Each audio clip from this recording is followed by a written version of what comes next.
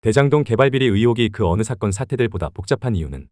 2009년부터 현 시점인 2025년까지 15년이 넘는 세월 동안 김만배, 남욱, 정영학 등 민간업자들을 비롯해 당시 성남시장이었던 이재명 그리고 그의 측근들과 유동규 등이 얽히고 설키는 관계 속에서 50억 클럽으로 대표되는 속칭 김만배의 약속그룹에서 벌어졌던 적게는 수억 원에서 많게는 수십 수백억 원이 오고 가는 금전거래들과 수많았던 언약들, 그리고 이 모든 의혹의 단초를 제공하고 기름을 부었던 정치 세력들과 정치검찰들까지 뒤엉키면서 제20대 대선을 비롯해 제22대 총선 등 2020년대 우리나라 대한민국 정치판에 엄청난 영향을 끼쳤고, 그 과정 속에서 우리 대한민국은 양분되어 한쪽 세력이 괴멸할 때까지 몰아붙이는 극단적인 갈등 구조가 지속되면서 가짜뉴스를 넘어 이제는 팩트조차도 서로가 서로를 믿지 않고 사법부의 판단조차도 신뢰하지 않는 상황으로까지 치달았기 때문입니다.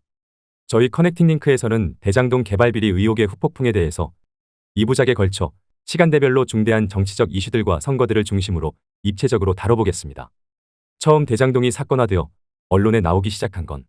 2018년 제7대 전국지방선거 무렵 당시 성남시장 이재명이 경기도지사에 도전하면서 성남시장 재임 시절의 업적으로 대장동을 민관합동으로 개발하면서 5,500억 원 상당의 이익금을 시에 환수시켜 성남 시민들의 몫이 되었다고 주장했는데, 이를 두고 자유한국당 등에서는 이재명이 경기도지사 선거 승리를 위해 대장동 개발 업적을 과장했다고 검찰에 고발했고, 검찰은 이에 대한 고발건과 당시 논란이 있었던 이재명의 친형 강제 입원과 검사 사칭 관련 발언 등을 묶어 공직선거법상 허위사실 공표 등의 혐의로 기소하고 무려 징역 1년 6월형의 벌금 600만 원을 구형하면서 떠들썩해지기 시작했습니다. 당시 재판 결과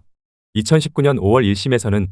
이재명에게 모두 무죄를 선고했지만 2019년 9월 2심 항소심에서는 벌금 300만 원이 선고되면서 이재명은 경기도지사 당선 무효의 위기까지 처해졌는데, 2020년 7월 대법원 전원합의체에서 당선 무효형을 선고한 원심을 파기환송시키면서 위기를 모면했고, 2020년 10월 파기환송심에서 최종 무죄 판결을 받으면서 이재명이 주장한 대장동의 민관합동 개발을 통해 5,500억 원 상당의 이익금을 시에 환수시켰다는 발언은 허위 또는 과장이 아님을 사법부로부터 인정받았습니다. 이렇게 대장동 관련 논란은 종식될 줄 알았으나 더 크게 다시 살아났는데, 2021년 제20대 대통령 선거 더불어민주당 후보 경선이 점점 치열해질 무렵 2021년 8월 31일자 경기경제신문 박종명 기자의 기자 수첩 이재명 후보님 화천대유 자산관리는 누구 것입니까가 보도되면서 대장동 개발 비리 의혹은 본격적으로 세상에 드러나기 시작했습니다. 그리고 이 기사가 더욱 문제가 된 결정적 이유는 추후에 밝혀졌으나 이 기사의 주소스를 당시 이재명과 한창 경선 중인 이낙연 캠프에서 제공했다는 것입니다. 이 기사를 시작으로 2021년 9월 당시 야당이었던 국민의힘에서는 대장동 개발 비리 의혹을 공식화했고, 이재명의 경기도지사 당선 무효형을 파기환송시킨 대법관 권순일이 화천대유 자산관리 고문을 역임했다는 후속 기사들까지 터지면서 당시 검찰과 경찰도 문재인 정권에서 도입했던 검경 수사권 조정 이후 첫 케이스로 모두 대장동 개발 비리 의혹을 채택하며 본격적인 수사에 돌입할 수밖에 없었습니다. 결국 같은 당 더불어민주당에서 경선 중인 이낙연 캠프로부터 제기되기 시작한 대장동 개발 비리 의혹은 야당인 국민의힘과 각종 언론들 그리고 문재인 정권의 검찰과 경찰까지 구분할 것 없이 모두 참전한 상황에서 최종적으로는 당시 가장 유력한 대권 후보인 이재명까지도 골인시킬 수 있다는 기대 또는 걱정이 교차하는 가운데, 당시 국민의힘 국회의원 곽상도의 아들 곽병채가 화천대유 자산관리로부터 퇴직금을 무려 50억 원을 받았다는 뉴스와 국정감사 중 국민의힘 국회의원 박수영이 일명 50억 클럽의 명단까지 공개하면서 대장동 개발 비리 의혹은 단순히 당시 성남시장이었던 이재명만 타겟이 된 것이 아니라 50억 클럽으로 지목된 야권 인사들과 검찰 출신 인사들까지 줄줄이 엮여 2022년 제20대 대선을 앞두고 가장 뜨거운 정치적 이슈로 급부상했습니다. 서울중앙지검 4차장 김태훈을 팀장으로 전담 수사팀을 꾸린 문재인 정권 검찰은 2021년 10월 들어서자마자 대장동 개발 비리 의혹 핵심 인물인 유동규를 체포했고, 같은 날 50억 클럽 중 1인인 곽상도의 아들이자 화천대유 자산관리로부터 퇴직금을 공교롭게 무려 50억이나 받은 곽병채의 자택 등을 압수수색했으며, 유동규를 구속한 직후 대장동 개발 사업에서 초과이익 환수조항 삭제를 비롯해 민간업자들이 숨어들어간 하나은행 컨소시엄에 대한 수사를 위해 당시 성남도시개발공사 개발 1처장 김문기를 비롯해 화천대유 자산관리 대표 이성문과 하나은행 관계들까지 소환조사하면서 남욱일당 김만배 일당의 메신저이자 빨대 역할을 한 유동규의 별동대 성남도시개발공사 전략사업팀 팀장 김민걸과 실장 정민용에 이어 이 모든 의혹의 키를 쥐고 있는 김만배까지 소환조사했으며, 미국에 체류 중이었던 남욱까지 공항에서 체포하면서 대장동 개발 비리 의혹의 핵심인 민간업자들과 그 민간업자들과 붙어먹었던 성남도시개발공사 인사들 그리고 관계금융사 하나은행의 50억 클럽 인사들까지 거침없이 수사의 칼날을 들이댔습니다. 그리고 이 와중에 천화동인 3호의 실소유주 김만배의 누나가 당시 대권 후보로 급부상 중이었던 윤석열의 부친 윤기중의 자택을 19억에 매입했다는 기사들과 함께 경기도지사 이재명이 국정감사 중 자신을 향한 날선 질의 속에서도 부산저축은행 사태 당시 주임검사였던 윤석열의 졸속 수사에 대해 비판하는 역공을 펼치면서 제20대 대선의 양정당 유력 후보인 이재명 대 윤석열 대결 구도는 대장동 개발비리 의혹과 함께 더욱 선명해졌고, 여기에 문재인 정권의 검찰이었으나 검찰총장 윤석열의 그림자를 아직 못 걷어낸 검찰이 기소권 남용 기소권 악용과 편파적 수사 고의적 수사 무마를 의심할 만한 미심쩍은 행보들을 보이면서 당시 또 다른 정치 이슈였던 검언유착 고발 사주와 함께 대두되었던 검찰의 정치 개입 정치검찰에 대한 논쟁으로까지 번져갔습니다. 2011년 부산저축은행 사태 당시 윤석열의 직속 상관이자 수사총 책임자였던 당시 대검중수 부장 최재경은 50억 클럽 6인 중 1인으로 지목된 데다 한때는 윤석열의 상관이자 윤석열이 대권주자로 거듭나는데 은인과도 같았던 전 특별검사 박영수도 50억 클럽 중 1인으로 지목되었고, 그의 딸인 박수연도 또 다른 50억 클럽 인사인 곽상도의 아들 곽병채처럼 화천대유자산 관리에 입사하여 온갖 특혜를 받았다는 기사들과 함께 부산저축은행 불법대출 브로커이자 천화동인 6호의 실소유주인 조우영에 대한 검찰의 소환조사까지 진행되면서 2011년 부산저축은행 사태 당시 주임검사였던 윤석열과 당시 수사대상자 조우영의 변호인이었던 박영수가 카운터 파트너였다는 온갖 의혹들이 쏟아질 법한 만남은 부산저축은행 사태 당시 부산저축은행 그룹으로부터 무려 1천억 이상 불법 부당대출 받았던 대장동 일당들이 제대로 된 수사는커녕 기소조차 되지 않았다는 팩트와 버무려지면서 대장동 개발비리 의혹을 제대로 규명하기 위해서는 2011년 부산저축은행 사태 당시 대검중수부의 졸속수사 기소무마에서부터 특검해야 한다는 더불어민주당 대선후보 이재명 측 주장과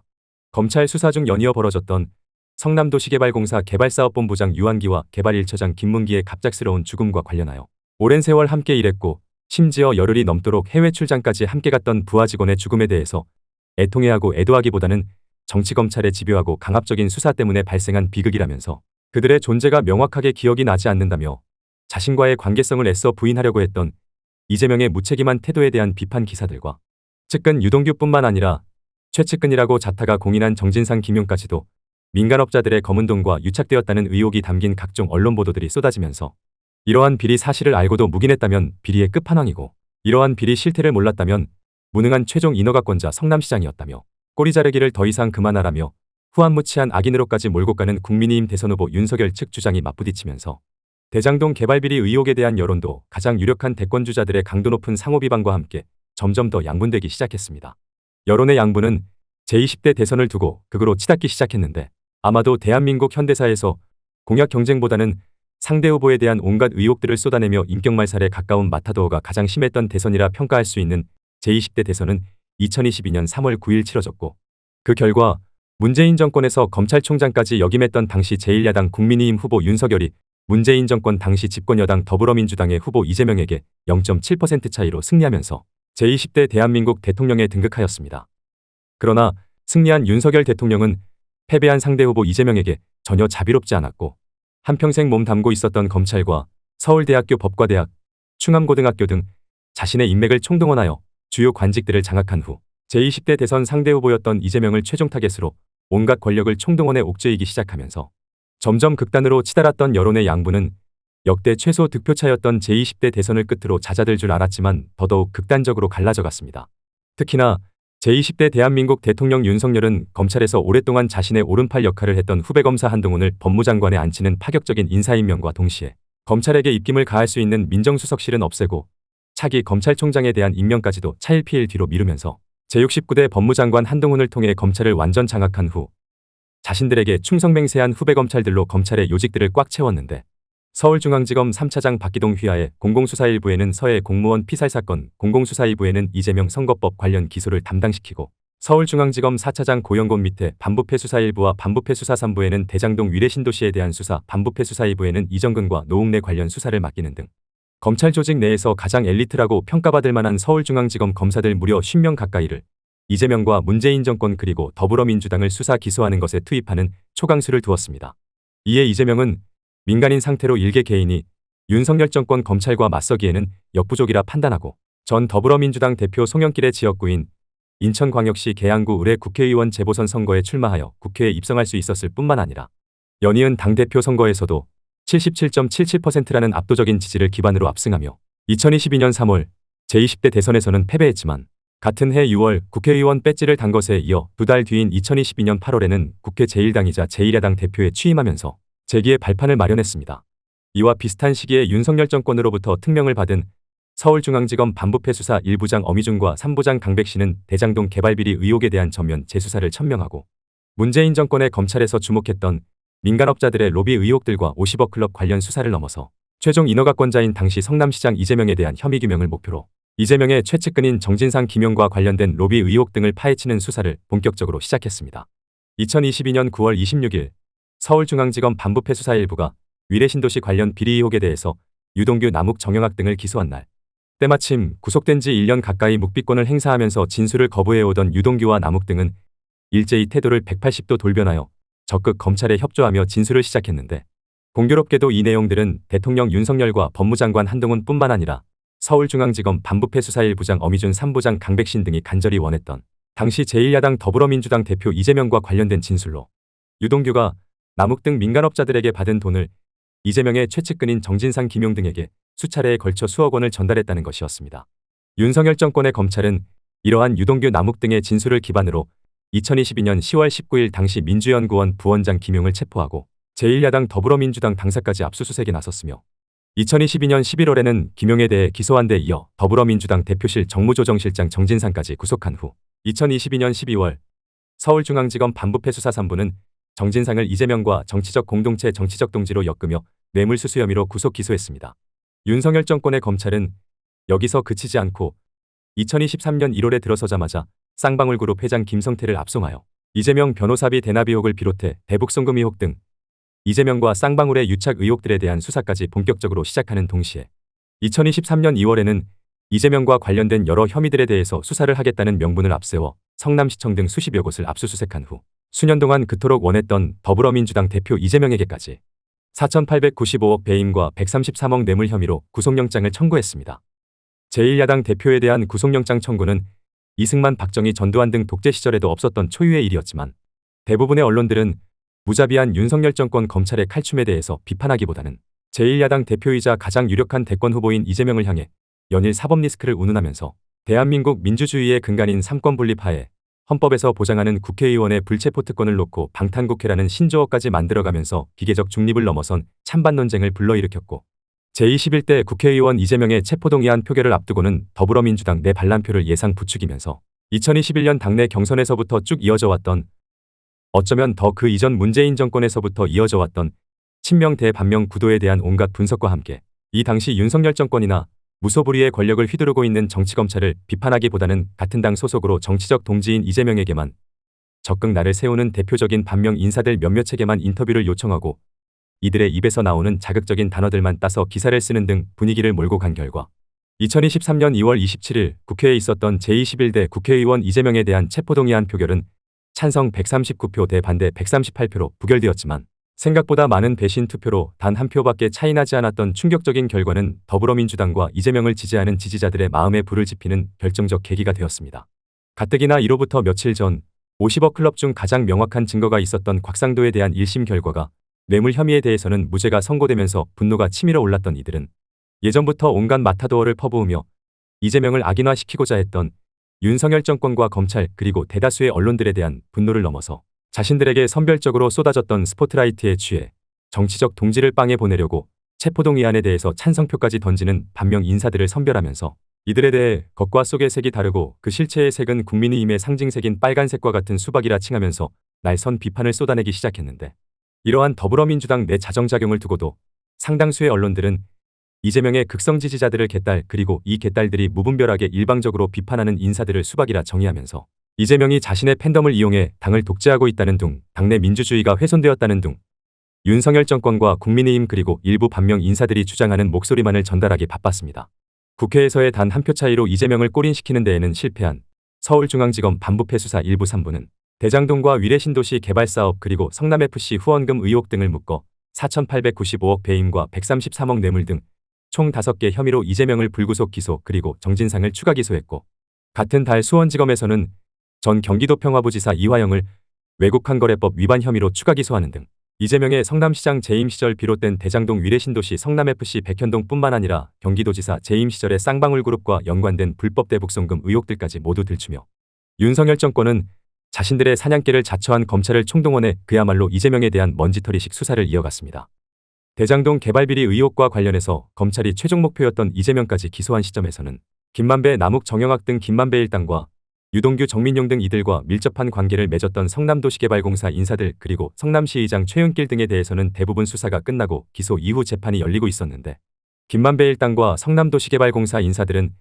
이토록 노골적이고 집요한 윤석열 정권 검찰의 의중을 알아차린 듯이 김만배를 제외한 모든 이들이 일제히 한 목소리로 천화동인 1호의 실소유주는 이재명 즉 이재명 또는 정진상 김용 것이라 진술했고 서류상 자신의 몫으로 되어 있는 화천대유자산관리 실소유주 김만배만이 유일하게 천화동인 1호 또한 자기 것이라고 일관되게 주장했는데 정영학 녹취록, 정영학 메모나 신학님 녹취록 등 관련 각종 자료들과 이들의 인터뷰 등 관련 기사들을 살펴보면 실제로 김만배는 2020년 10월 30일 분당구 정자동 모던 노래방에서 유동규, 정영학 등을 만나 천화동인 1호는 유동규 몫이라고 말하면서 유동규에게 그 몫에 대한 추정액 700억을 전달할 방법들에 대해서 간략하게 논의하는데 그 자리에 함께 동석 중인 유동규와 정영학도 이러한 사실을 미리 알고 있었다는 듯이 김만배의 말에 큰 거부 반응 없이 그런 줄 알고 대화를 나눴고 이로부터 3개월이 지난 2021년 2월 김만배가 정영학과 17분 27초간 통화를 하면서 유동규에게 약속한 700억 원을 전달하는 방법들에 대해서 남욱과의 소송을 통해 법적 판결을 받아서 넘겨주는 방법과 유동규가 차린 회사를 인수 또는 그 회사에 투자하는 방식 등을 논의하면서 이를 바탕으로 정영학이 앞으로 배당을 통해 납입해야 할 세금을 비롯해 그동안 유동규에게 이미 건넨 뇌물 등 소위 공통비를 제외한 금액들을 정산하다 보니 김만배가 이미 천화동인 1호 몫으로 기지급된 금액의 일부를 사용한 것까지 고려해서 유동규의 몫을 천화동인 1호의 추정액 700억으로 고정하지 않고 김만배가 받을 몫의 절반으로 상정한 후 기존의 김만배 몫이었던 화천대유자산관리와 천화동인 1, 2, 3호를 다 합친 지분 49.16%의 절반인 24.58%에 대해 그동안 사용했던 자금들과 납부해야 할 세금들을 제외하고 유동규에게 전해줄 금액을 최종적으로 428억 원으로 계산까지는 모두 완료했지만 그 돈을 아직 전달해주진 못한 상태에서 대장동 개발비리 의혹이 터지면서 이 또한 제대로 이행되지 못한 채 멈춰있는 상황에서 김만배 입장에서는 어차피 모든 의혹들이 불거지다 못해 다 까발려지고 있는 마당에 자신의 명의로 배당받을 돈의 굳이 그 절반을 유동규 몫이었다고 말할 필요가 없기 때문에 검찰에서의 진술 및 재판에서도 줄곧 천화동인 1호 또한 자신의 몫이라고 주장하는 반면에 유동규 입장에서는 천화동인 1호 또는 428억을 제대로 받지도 못한 상태에서 굳이 그 돈들을 자기 몫이라고 주장하기보다는 이재명 또는 이재명의 최측근인 정진상 김용 몫이라고 주장할 경우 법리적으로도 자신은 정치자금 뇌물 전달책 수준으로 비리에 참여한 정도가 급격히 떨어지기 때문에 자신이 받아야 할 형벌조차 매우 가벼워질 수 있기에 적극적으로 자기 몫이 아닌 이재명 측의 몫이라고 주장하는 것이고 남욱, 정영학 등의 입장에서도 자신들이 각자 차출해서 이미 유동규에게 전달되어 발각된 자금 뇌물 수억 원에 대해서 유동규의 주장과 일정 부분 통일되게 이재명 측에게 어쩔 수 없이 뜯겼다는 식으로 주장하면 관련 비리범죄 혐의에서 훨씬 죄질이 가벼운 혐의로 형량이 감량될 수 있기 때문에 실제 유동규와 이재명 측 간의 자금 전달 사실 여부를 떠나서 법리적인 측면에서도 나름 각자가 유리한 쪽으로 주장하고 있다고 분석할 수 있습니다. 김만배를 제외한 남욱, 정영학 등 민간업자들과 유동규, 정민용 등 성남도시개발공사 인사들까지 일제히 법정에서 천화동인 1호 또는 428억의 최종 수령인은 이재명 측이라고 진술하자 서울중앙지검 반부패 수사 1부 3부는 1년 이상 진행해온 대장동 일당들의 재판은 아랑곳하지 않은 채 평소 검찰에서는 잘 사용하지 않던 신공, 공소장 변경을 통해서 대장동 개발비리 의혹의 배임 액수를 기존 651 플러스 알파억 원에서 4,895억 원으로 대거 올리고 주범으로 이재명과 정진상을 명시하며 이재명과 정진상을 대장동 일당과는 별도로 기소한 것에 이어서 대장동 개발비리 의혹의 주범임을 대장동 일당의 재판에서도 다시금 강조하면서 더욱 노골적으로 이재명을 사냥하고 있음을 드러냈으며 연이어서 서울중앙지검 반부패 수사 1부는 백현동 개발특혜 의혹 관련 전 한국하우징기술 대표 김인섭을 구속 기소한 후 정진상에 이어 이재명까지 이번에는 백현동 개발특혜 의혹 관련해서 조사하기 위해 검찰로 불러들였고 이 무렵 수원지검에서는 쌍방울그룹 회장 김성태를 특경법상 배임 횡령 혐의로 추가 기소하면서 쌍방울 대북송금 의혹 조사를 명분으로 김용, 정진상, 이재명을 순서대로 검찰로 불러들이는 등 그야말로 쌍끌이식 수사를 통해 쉴 새 없이 이재명과 이재명의 최측근들을 검찰 포토라인에 세우는 조리돌림을 시전했습니다. 그리고 이 윤석열 정권 검찰의 이재명에 대한 조리돌림은 2023년 9월에 들어서면서 그야말로 클라이막스로 치달았는데 더불어민주당 대표 이재명은 2023년 8월 31일 당대표 취임 1주년 기자간담회에서 윤석열 정권은 헌정 질서와 민주주의를 파괴하고 국민을 향해 전쟁을 선포했다며 맨 앞에 서서 사직생의 각오로 민주주의 파괴를 막아내겠다고 외치면서 무기한 단식투쟁이라는 정치적 초강수를 두었지만 윤석열 정권 검찰은 이에 아랑곳하지 않고 쌍방울 대북송금 의혹으로 두 차례나 수원지검에 소환조사를 하는 것에 이어 2023년 9월 18일에는 단식 19일째로 병원에까지 실려간 제1야당 대표를 상대로 백현동 개발비리 의혹과 쌍방울 대북송금 의혹을 묶어 또 다시 구속영장을 청구했으며 2023년 9월 21일 국회에서는 더불어민주당 내 반란표가 예상을 훨씬 초월한 무려 30표 가까이 나오면서 더불어민주당 대표이자 제21대 국회의원 이재명에 대한 체포동의안이 통과되는 충격적인 일이 벌어졌습니다. 당시 우리나라 대한민국은 의석수를 가장 많이 차지하고 있는 국회 제1당이자 제1야당 대표에 대한 국회 체포동의안 통과에 놀라움을 넘어서 충격에 빠졌고 윤석열 정권이나 윤석열 정권 검찰에 대해 적극 응원했던 사람들은 드디어 비리의 끝판왕을 잡아넣을 수 있게 되었다면서 기뻐했지만 이재명과 더불어민주당 지지자들 뿐만 아니라 평소에는 크게 정치적 의견을 갖고 있지 않던 소위 회색지대에 있던 상당수의 국민들조차도 자신들이 몸담고 있는 정치적 결사체의 대표를 맡고 있는 당대표에 대한 체포동의안에 찬성표까지 던진 일부 반명 인사들의 배신 행위에 대해 비상식적이고 비인간적인 집단 돌발행동이라면서 정치적 지지 여부를 떠나서 강도 높은 비판의 목소리를 높였고 2023년 9월 27일 이재명에 대한 구속영장이 서울중앙지법에 의해 기각되면서 성남시청 경기도청 등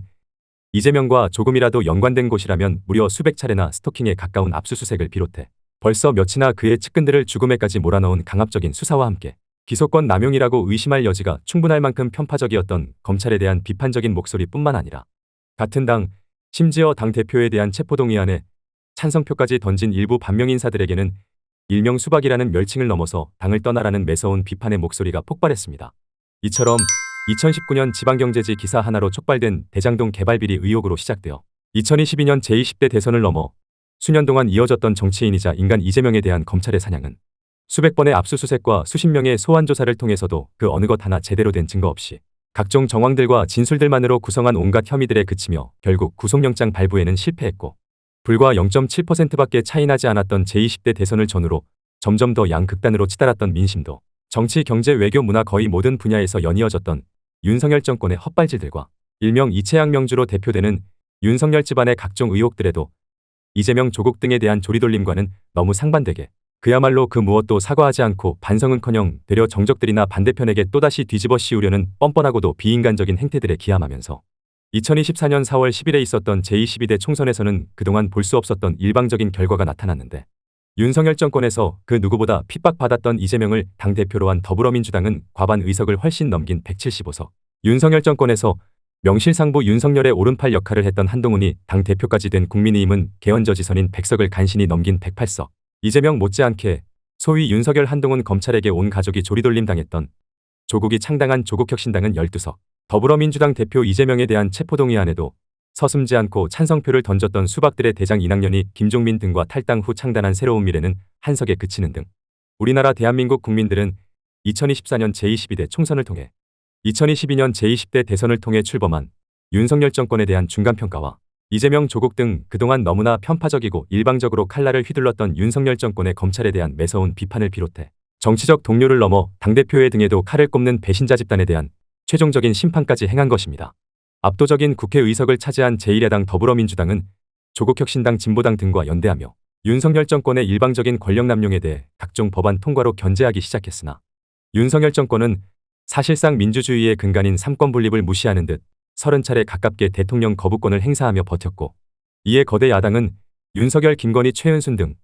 윤석열 대통령 가족의 비리 의혹에 대한 특검 법안 발의를 비롯해 행정안전부 장관 이상민을 시작으로 안동환, 손준성, 이정섭 등 문제적 검사들에 대한 탄핵안을 국회 통과시키며 윤석열 정권을 압박했지만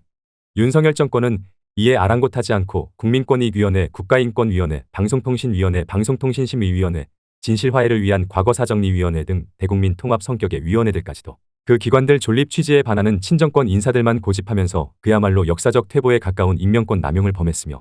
이에 국회에서는 소위 인사청문회 등을 통해 기본 됨됨이조차 부족한 인사들의 임명을 반대하는 의견을 적극 피력했으나 이마저도 윤석열 정권에서는 완전히 일방적으로 무시하면서 윤석열 행정부와 여소야대인 국회의 갈등은 끝간데 없이 극심해졌고 더불어민주당을 중심으로 당대표 이재명에 대한 쌍방울 불법 대북송금 의혹을 담당하고 있는 수원지검 부부장검사 박상용을 비롯해서 이재명에 대한 대장동 위례 신도시 백현동 등에 대한 의혹들을 수사 기소 중인 서울중앙지검 반부패 수사 1부장 어미준 3부장 강백신과 민주당 돈봉투 사건과 함께 영부인 김건희 관련 사건들을 담당하고 있는 서울중앙지검 반부패 수사 2부장 김영철 등에 대한 검사들 탄핵까지 도모하자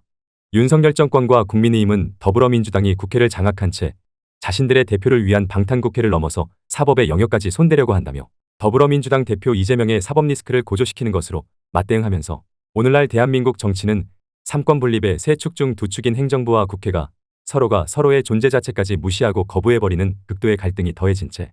국가와 국민의 운명을 가르는 중대한 선택 중대한 판단들까지도 정치로 해결하는 것이 아니라 우리 사회의 마지막 심판기관인 헌법재판소와 사법부에 떠맡기면서 몇몇 소수 판사들의 판단에 의해 우리나라 정권과 정당들의 앞날이 정해지는 지경에까지 이르게 되었습니다. 2022년 제20대 대선은 물론 2024년 제22대 총선에까지 영향을 끼친 대장동 개발비리 의혹의 가장 핵심적인 쟁점도 결국 민간업자들 김만배 일당에게 뇌물을 먹은 최종 끝판왕이 유동규냐 이재명 또는 이재명의 최측근 정진상 김용이냐로 나뉘는데 유동규 선에서 뇌물을 먹고 끝난 비리라면 유동규의 배신, 이재명 또는 이재명 측에서 먹은 것이라면 이재명의 배임이 되는 것으로 지금까지 언급한 대장동 개발비리 의혹 관련 인사들에 대해 2025년 현재까지 일어난 재판 결과들과 앞으로 짚어볼 재판의 쟁점들에 대해서는 다음 편에 이어서 말씀드리겠습니다. 끝까지 시청해주셔서 감사합니다. 앞으로도 저희 채널에 대한 많은 관심과 격려 부탁드립니다.